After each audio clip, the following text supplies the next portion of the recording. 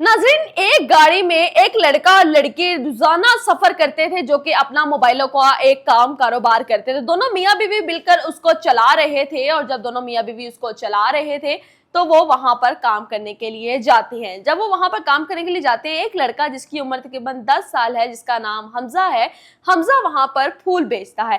कायनात उससे फूल लेती है और उसका जो शौहर इसहाक होता है, इसहाक कहता है कि तुम रोज बच्चे से फूल लेती हो, आखिरकार इसकी वजह क्या है। उसने कहा कि मुझे अच्छा लगता है इस बच्चे से फूल लेना, मुझे इसमें अपनायत नजर आती है और इतना प्यारा मासूम बच्चा फूल बेचने पर मजबूर है, इसलिए मैं इससे फूल ले लेती हूँ। इसी तरह होता है कि कुछ रोज तक ये सिलसिला जारी रहता है, लेकिन हमजा बच्चा जो फूल बेचता था, कुछ टाइम बाद वो किताबें बेचना शुरू कर देता है। तो कायनात उससे पूछती है कि क्या वजह है, क्योंकि तुमने किताबें बेचना क्यों शुरू कर दी। तो हमजा ने जवाब दिया कि मैंने किताबें बेचना इसलिए शुरू कर दी क्योंकि फूल लोग लेते नहीं, मेरा काम नहीं बनता, मेरे पास पैसे इकट्ठे नहीं होते, इसलिए मैंने किताबें बेचना शुरू कर दी और किताबें बेचकर मैं अपनी जिंदगी गुजार रहा हूँ। अगर आप भी मुझसे ये किताब ले लेंगी तो मेरे पास कुछ पैसे बन जाएंगे। तो कायनात उससे किताब ले लेती है और वो वहां से चली जाती है। कायनात का शौहर इसहाक उससे बहुत ज्यादा मोहब्बत करता है, बहुत प्यार करता है, इसलिए उसकी बात को उसने भी मान लिया। कुछ टाइम बाद जब वो यहाँ से गुजरती है तो लोग, बच्चे जो इसके इर्द गिर्द थे, जो कि हमजा के इर्द गिर्द के दोस्त थे, हमजा के साथी थे, वो इस गाड़ी के पास आ जाते हैं और कायनात हड़बड़ा कर पूछती है कि हमजा आज कहाँ है, वो मुझे नजर नहीं आया। तो बच्चे बताते हैं कि हमजा का तो एक्सीडेंट हो चुका है और हमजा अपने घर में मौजूद है। घबरा जाती है कायनात और अपने शौहर को कहती है कि आप काम पर जाएं, मैं इस बच्चे को जाके देखती हूँ कि आखिरकार इसे कितनी चोटें लग गई हैं, क्या उसको हॉस्पिटल लेके जाने की जरूरत है या नहीं, क्या सूरत हाल है, आप काम पर जाएं। इसहाक ने कायनात को कहा कि ठीक है, मैं काम पर जाता हूँ, तुम घर जाओ और बच्चे का पता करो, देखो उसको किस चीज की जरूरत है, उसको हॉस्पिटल लेके जाना है या नहीं। तो इस तरह होता है। जब बच्चे कायनात को लेकर उसके घर में पहुंचते हैं, हमजा के घर में, तो सब पहले मोहल्लेदार हैरान होते हैं कि आखिरकार यहाँ पर ये खातून क्या कर रही हैं, जो कि इतनी अच्छी, इतनी एजुकेटेड लग रही हैं और थोड़ी सी रिच भी लग रही हैं। लेकिन जब कायनात ने अपने सामने हमजा की दादी को देखा तो सब कुछ बदल गया। वो लम्हा जो हम आपको बता नहीं सकते, बयान नहीं कर सकते, एक कहानी का रुख ही पलट गया।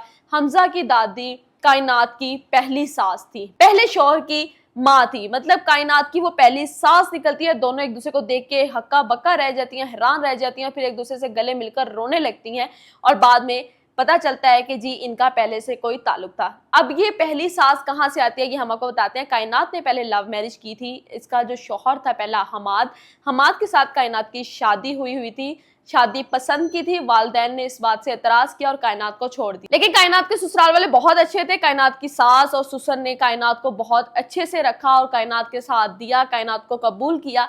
इस तरह वक्त गुजरता गया और कायनात प्रेग्नेंट हो गई। जब कायनात प्रेग्नेंट हो गई तो हमाद का एक एक्सीडेंट में इंतकाल हो जाता है। जब हमाद का एक्सीडेंट में इंतकाल होता है, कायनात बहुत ज्यादा जवान थी, माँ बाप को तरस आ जाता है और माँ बाप कायनात को वापस लेके जाने का फैसला कर लेते हैं। और दादी, जो कि हमजा की दादी हैं और इस कायनात की पहली सास थी, उन्होंने ये कहा कि बेटा, मुझसे तो मेरा बेटा छिन गया, तुम्हें एक नई जिंदगी मिल रही है, तुम अभी जवान हो, तुम दूसरी शादी कर सकती हो, तुम्हें दोबारा औलाद हो सकती है, लेकिन मैं किसके सहारे जिंदा रहूंगी। मुझे मेरे बेटे की, हमाद की निशानी मुझे दे दो, हमजा को मुझे दे दो, ताकि मैं इसके सहारे इसकी जिंदगी गुजार सकूं, इसको देख सकूं, इसको पालूंगी पोसूंगी, बड़ा करूंगी, इसकी तरबियत करूंगी और ये सब चीजें मैं इसके साथ खुद करूंगी, मैं इसमें अपने बेटे को देखूंगी। इस तरह होता है। जब इसहाक को पता चलता है कि अब बहुत ज्यादा टाइम हो चुका है, मुझे कायनात को कॉल करनी चाहिए, जिस तरह इसहाक जो है कायनात को कॉल करता है कि तुम आ जाओ, कौन सा तुम्हारा अपना बच्चा बीमार है जो तुम 2-3 दिन से वहां पर मौजूद हो, तुम्हें यहाँ मेरे पास आ जाना चाहिए, अब तो बहुत ज्यादा वक्त हो चुका है, हम उसकी माली मदद कर देते हैं जितनी हमारी गुंजाइश है। कायनात ने गुस्से से कहा कि ये मेरा अपना ही बेटा है। अब इसहाक हैरान रह जाता है क्योंकि इसहाक के घर वालों को कायनात के वालिदैन ने ये नहीं बताया था कि ये पहले से शादीशुदा है या इसकी औलाद है या कोई बेटा है जो कि यहाँ पर मौजूद नहीं है। ये सब चीजें होगी। इसहाक परेशान हो गया और उसने कॉल काट दी, उसने उसको तलाक देने का फैसला किया कि तुमने मुझसे इतना बड़ा सच कैसे छुपाया, तुम्हारी हिम्मत कैसे हुई मुझसे इतना सच छुपाने की। और ये सब चीजें जो है मिसअंडरस्टैंडिंग का एक हिस्सा बन जाती हैं। अब बात यहाँ पर आती है कि हमजा की दादी और हमजा यहाँ पर कराची में कैसे पहुंचे। तो जी, कायनात की जो एक नंद है वो यहाँ पर मौजूद थी और कायनात के ससुर के इंतकाल के बाद वो अपनी माँ को यहाँ पर ले आई और हमजा भी यहाँ पर मौजूद आ गया।